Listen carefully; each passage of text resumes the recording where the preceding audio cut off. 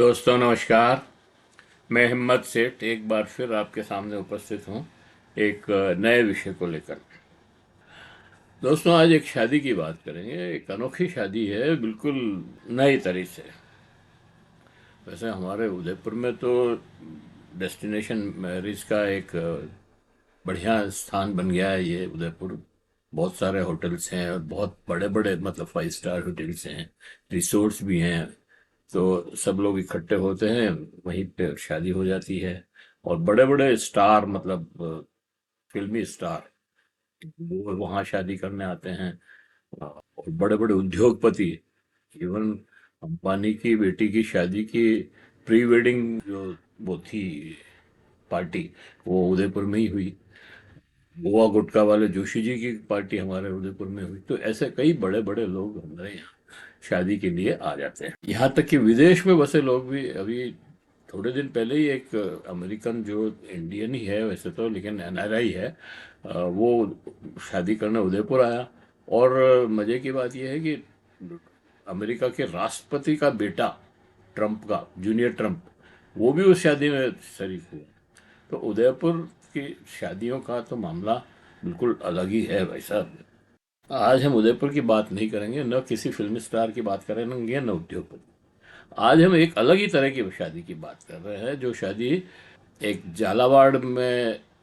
दोस्तों झालावाड़ की जिले में झालता एक गांव है, छोटी सी जगह है। वहाँ पर एक स्पेशल टीम में तैनात एक कांस्टेबल है, उसकी शादी करेंगे। कांस्टेबल का नाम भी मैं आपको बताता हूँ, जिसमें 8 अपराधी किस्म के बड़े बड़े, जिनके ऊपर 40-40 केस लगे हुए हैं। आ, माफिया हैं, और ड्रग ड्रग माफिया भी हैं, और दूसरी तरह के मतलब तस्कर भी हैं। उसमें कई तरह के लोग थे। वो अपराधी उस झालावाड़ में और मध्य प्रदेश में ऑपरेट करते हैं। वो उस अशोक, कांस्टेबल अशोक विश्नोई नाग की शादी में नागौर पहुंचे। नागौर का निवासी है ये अशोक विश्नोई। तो सारे शादी वहीं पे हुई थी, तो ये अपराधी भी वहाँ पहुंचे। और फिर उस शादी में जो बारात जा रही थी, उसमें वो नोट उड़ा रहे थे, लगातार नोट उड़ा रहे थे। तो ये है हालत। हथियारों के तस्कर भी थे उसमें। और शादी में नोट उछालते वीडियो भी वायरल हो रहे थे। मजे की बात यह है कि ये सब तस्कर और माफिया एक पुलिस कांस्टेबल की शादी में गए थे। मतलब पुलिस कांस्टेबल और इन अपराधियों के बीच में कितना सौहार्दपूर्ण संबंध है। जबकि एक दूसरे को पुलिस का काम तो अपराधियों को गिरफ्तार करना है, लेकिन यहाँ इतना सौहार्दपूर्ण संबंध है कि वो उनकी शादी में, और शादी में भी वो ऐसे लग रहे हैं जैसे घर के आदमी को मतलब।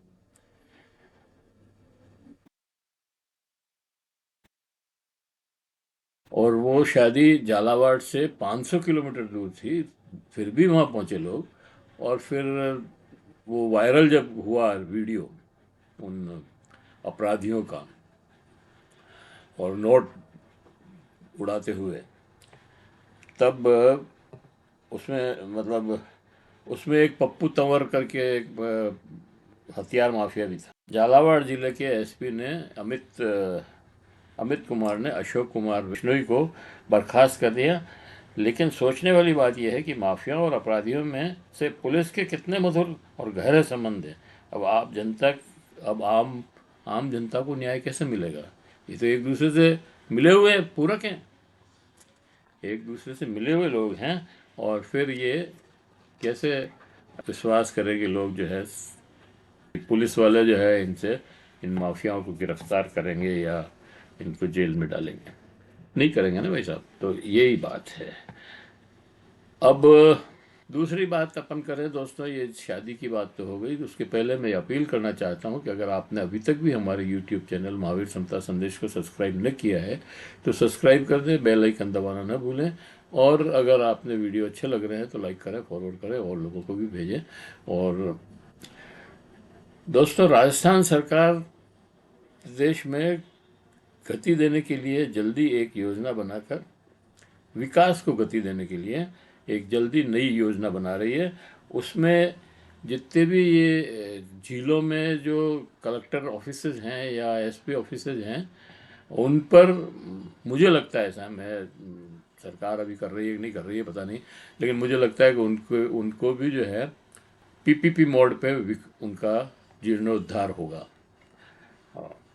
रिनोवेशन प्लान करने की सोच रही है।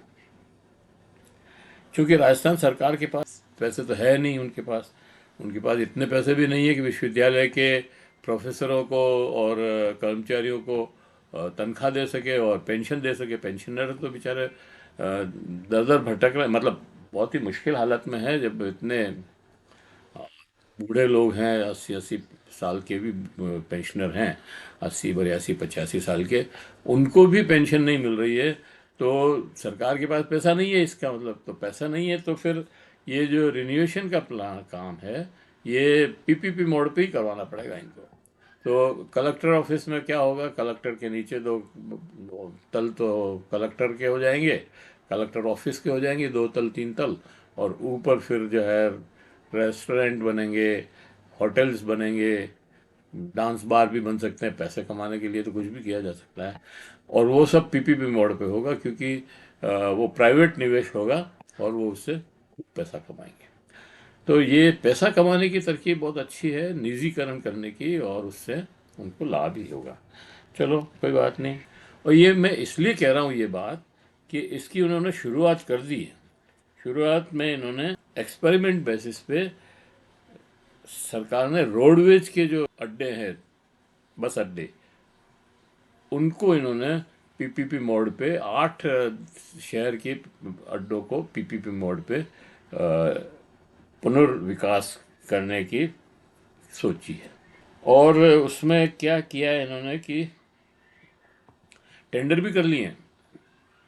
उसमें जो खाली जगह पड़ी है वहाँ पे मार्केट बनाएंगे, होटल्स बनाएंगे, रेस्टोरेंट्स बनाएंगे, खूब पैसा कमाएंगे, अ, और उसमें जो है अफसरों और मंत्रियों को कमीशन भी अच्छा मिलेगा, क्योंकि वो ही देंगे ये, मतलब बस अड्डे जो है पीपीपी मोड पे वही रिनोवेशन कराएंगे, तो उनको तो लाभ होगा ही ना। अच्छा, फिर क्या है कि ये थोड़े दिन तो अच्छे से चलाएंगे, फिर इनके ऊपर प्लेटफॉर्म पे जाने के भी पैसे लेने लग जाएंगे। ऐसा नहीं है कि जनता के लिए कुछ सुविधा कर रहे हैं, जनता की तो कमर तोड़ने का ही काम कर रहे हैं पीपीपी मोड पे। मतलब ये है कि सरकार का पैसा, जनता की जमीन और प्राइवेट का फायदा, प्राइवेट इससे फ़ायदा उठाएगा, वो अपने थोड़े बहुत पैसे लगाएगा जिससे वो टिम टाम कर सके, रिनोवेशन वगैरह वगैरह ही, मतलब नए होटल्स वगैरह बनाने के लिए उसको ज़मीन नहीं खरीदनी पड़ेगी, और जनता के ऊपर बोझ पड़ेगा, टैक्स लगेगा, और सरकार तो बीच में है ही है। तो ये है पीपीपी मॉडल। पीपीपी मॉडल का मतलब ये नहीं है कि जनता की सेवा करना है, जनता की सेवा बिल्कुल नहीं है इसमें, जनता की सेवा बिल्कुल नहीं है इसमें। पीपीपी मॉडल का मतलब यह है कि ज़मीनों पे कब्जा करना और उन ज़मीनों से, सरकारी ज़मीनों पर अपना कारोबार खड़ा करके पैसे कमाना, ये है पीपीपी मॉडल। दोस्तों, उदयपुर का बस अड्डा भी इसमें आ गया है पीपीपी मॉडल में, और टेंडर भी हो गए हैं इसके। अब स्कूल इनसे ठीक नहीं हो रहे हैं, स्कूल जो है जर्जर हो रहे हैं, वो ठीक नहीं हो रहे हैं। अब पिछली बरसात में कितने स्कूल गिरे थे आपको पता है, जिसमें कुछ लोगों की तो मौत भी हो गई, बच्चों की। उसमें ये निजी ठेकेदारों को लाभ पहुंचाने का सारा तामझाम है। हम जनता को आगाह करना चाहते हैं कि पीपीपी मॉडल का मतलब सरकार और ठेकेदार तो पार्टनर हैं, जनता कहीं नहीं है। जनता की ज़मीन है, उसका पैसा किसी को नहीं मिलने वाला है। ये बिल्डिंग और ज़मीन जनता की है, सरकार जनता को मूर्ख बना रही है, खुद उनकी रिपेयर नहीं करवा सकती है, इसलिए क्योंकि पैसे नहीं हैं उनके पास, और हाथी जैसा खर्चा है। हाथी को पाल लो तो कितना खर्चा होता है, उस तरह का खर्चा है इनका। और ये जो है जनता को ये पीपीपी मॉडल पे मूर्ख बना रहे हैं। वसुंधरा सरकार थी तब स्कूलों को पीपीपी मॉडल पे देने की योजना बनाई थी, हालांकि दिए कि नहीं दिए आई डोंट नो, बट बनाई थी योजना तो उसी तरह से। और कुछ स्कूलों को निजी भी किया था, उसी तरह से ये कुछ अड्डों को निजी कर देंगे, कुछ अड्डों पर पीपीपी मोड से लोगों को, प्राइवेट कंपनियों को या प्राइवेट सेठों को दे देंगे, और जनता टुकुर टुकुर देखती रह जाएगी। दोस्तों, एक और चर्चा हम करेंगे ये इसके बाद। हमारे देश और प्रदेश में बेरोजगारी का आलम हम सब जानते हैं। इतना ज़्यादा है बेरोजगारी कि देश में तो 45 साल से का सब रिकॉर्ड टूट गए हैं, और अभी भी वो स्थिति बनी हुई है, क्योंकि वैकेंसी निकलती है लेकिन लोग लागू नहीं, मतलब उसको पूरी नहीं, फुलफिल नहीं होती है, क्योंकि या तो पेपर लीक हो जाते हैं या और कुछ हो जाता है। आपको ये आश्चर्य होगा कि स्कूल में टीचर राजस्थान में 1,16,000 टीचर की कमी है इसी समय अभी, और ये भर नहीं रहे हैं। ये क्या कर रहे हैं कि शिक्षक मित्र शिक्षक मित्र रख रहे हैं, जिनको खुद को शिक्षा की ज़रूरत है, वो बच्चे उनको पढ़ाएंगे। तो ये स्थिति है। अब आप कहेंगे कि यार, आप कहेंगे ये अंधभक्त जो हैं वो लोग कहेंगे कि कहाँ कहाँ कमी है, कहाँ मजदूर तो मिलता ही नहीं है, इलेक्ट्रिशियन, प्लम्बर वम्बर ये सब कुछ कोई नहीं मिलता है, आप कह रहे हो बेरोजगारी है। वाह यार, अच्छी बेरोजगारी बता रहे हो आप।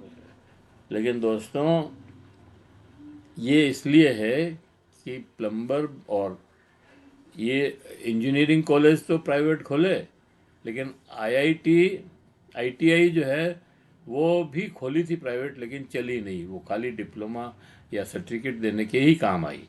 इसलिए वो इलेक्ट्रिशियन और फीटर नहीं मिल रहे, और सरकारी आईआईटी आईटीआई वगैरह बहुत कम है, इंजीनियरिंग कॉलेज बहुत खोले हैं। तो इसकी वजह से वो आपको लगता है कि लोग नहीं मिल रहे हैं, लेकिन बेरोजगारी बहुत ज़बरदस्त है।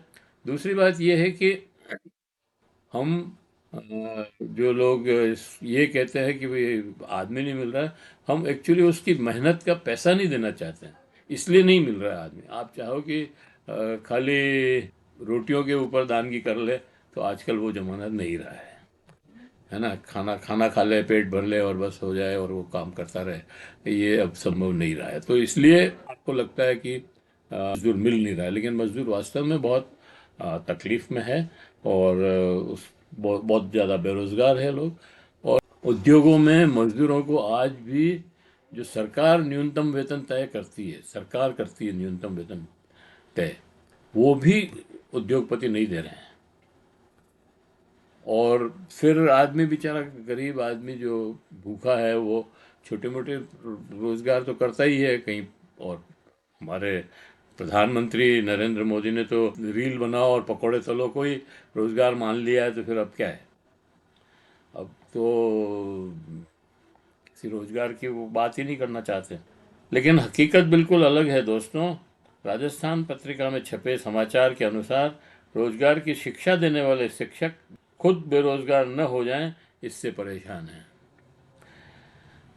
सीकर जिले में की खबर है कि 4,000 सरकारी स्कूलों में 5,155 शिक्षकों को व्यावसायिक शिक्षा देने के लिए रखा। कौन सी शिक्षा देने के लिए?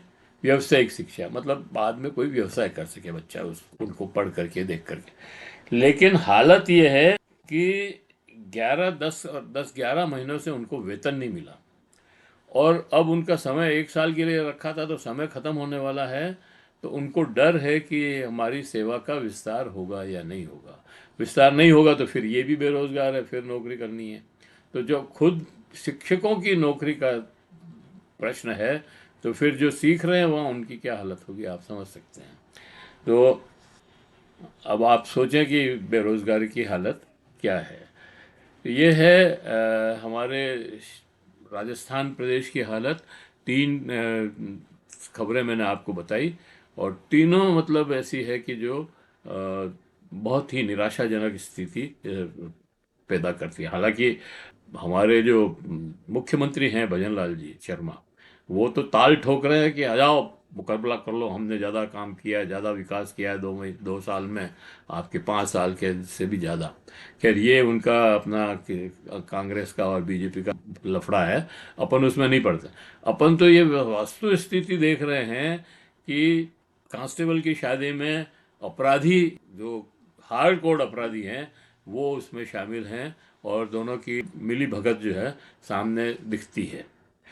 दूसरा जो रोडवेज के सुधार करने की बात है या विकास पुनर्विकास की बात है, वो सरकार नहीं कर पा रही है क्योंकि उनके पास पैसे नहीं हैं, और इसलिए वो प्राइवेट को एक तरह से उन रोडवेज को बेचने, उनके रख रखाव के लिए उद्योगपतियों को देने की कोई जा रही है। मतलब वो तो तय ही हो गया है, टेंडर ही हो गए हैं तो फिर।